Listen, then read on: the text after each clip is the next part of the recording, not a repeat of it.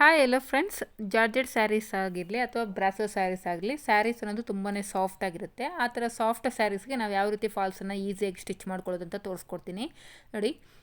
ಇದು ಬಂದು ಬ್ರಾಸೋ ಸ್ಯಾರಿ ನೋಡಿ. ಈಗ ನಾನು ಸ್ಯಾರಿ ಸ್ಟಾರ್ಟಿಂಗಿಂದ ನಾನು 12 ಇಂಚಸ್ಗೆ ಈ ರೀತಿ ಮಾರ್ಕ್ ಮಾಡಿಕೊಂಡೆ.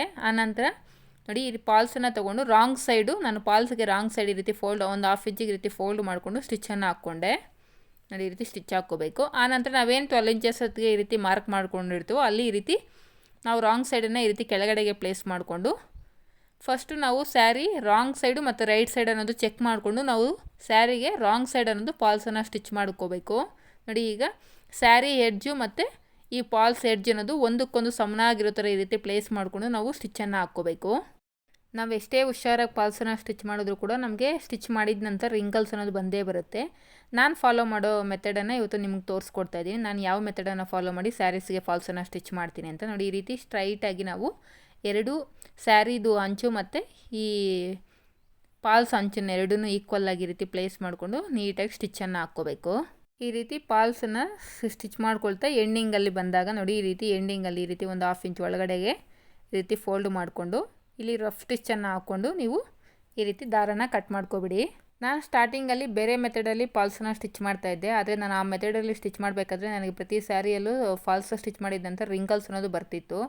ಈ ಮೆಥಡಲ್ಲಿ ನನಗೆ ಇದುವರೆಗೂ ಒಂದು ಸ್ಯಾರಿ ಕೂಡ ರಿಂಕಲ್ಸ್ ಅನ್ನೋದು ಬಂದಿಲ್ಲ. ಅದಕ್ಕೋಸ್ಕರ ನಾನು ನಿಮಗೆ ಈ ಮೆಥಡನ್ನು ಶೇರ್ ಮಾಡ್ಕೊಳ್ತಾ ಇದ್ದೀನಿ ನೋಡಿ. ಈಗ ನಾವು ಏನು ಎಂಡಿಂಗಲ್ಲಿ ನಾವು ರಫ್ ಸ್ಟಿಚ್ ಹಾಕಿ ದಾರನ ಕಟ್ ಮಾಡಿಕೊಂಡು ಮತ್ತೆ ಅದೇ ಅಲ್ಲಿ ಈ ರೀತಿ ರಫ್ ಸ್ಟಿಚ್ಚನ್ನು ಹಾಕ್ಕೋಬೇಕು ನಾವು ಪಾಲ್ಸಿಗೆ. ಈಗ ಅಲ್ಲಿ ನೋಡಿ, ಸ್ಯಾರಿ ಕ್ಲಾತನ್ನು ಈ ರೀತಿ ಹಿಡ್ಕೊಂಡು ಸ್ವಲ್ಪ ನೀವು ಟೈಟಾಗಿ ಈ ರೀತಿ ಎಳಿಬೇಕು. ಈ ರೀತಿ ಎಳೆದಾಗ ನಿಮಗೆ ಸ್ಯಾರಿ ಕ್ಲಾತ್ ಅನ್ನೋದಲ್ಲಿ ಸ್ಟ್ರೈಟಾಗಿ ಇದೆಯೋ ಇಲ್ವೋ ಅನ್ನೋದು ಗೊತ್ತಾಗುತ್ತೆ.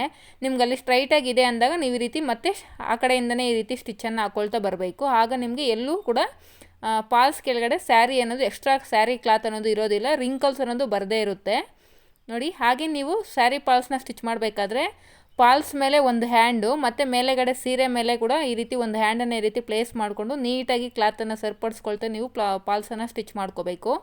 ಆಗಲೇ ನಿಮಗೆ ಫಿನಿಶಿಂಗ್ ಅನ್ನೋದು ನೀಟಾಗಿ ಬರುತ್ತೆ. ಎಲ್ಲೂ ಕೂಡ ಸ್ಯಾರಿ ಕ್ಲಾತ್ ಅನ್ನೋದು ಲೂಸಾಗಿ ಬಿಡಬೇಡಿ. ನೀವು ಈ ರೀತಿ ನೀಟಾಗಿ ಸರಿಪಡಿಸ್ಕೊಂಡು ಸ್ಟಿಚ್ ಮಾಡಿದಾಗ ಮಾತ್ರ ನಿಮಗೆ ಫಿನಿಶಿಂಗ್ ಅನ್ನೋದು ನೀಟಾಗಿ ಬರುತ್ತೆ ನೋಡಿ.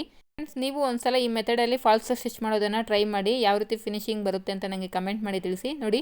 ಈ ರೀತಿ ಮತ್ತೆ ಸ್ಟಾರ್ಟಿಂಗ್ ಪಾಯಿಂಟಿಗೆ ಬಂದಾಗ ನಾವು ಕ್ಲಾತನ್ನು ಈ ರೀತಿ ಜರುಗಿಸ್ಕೊಂಡು ಈ ರೀತಿ ನೀಟಾಗಿ ಸ್ಟಿಚ್ಚನ್ನು ಹಾಕ್ಕೋಬೇಕು.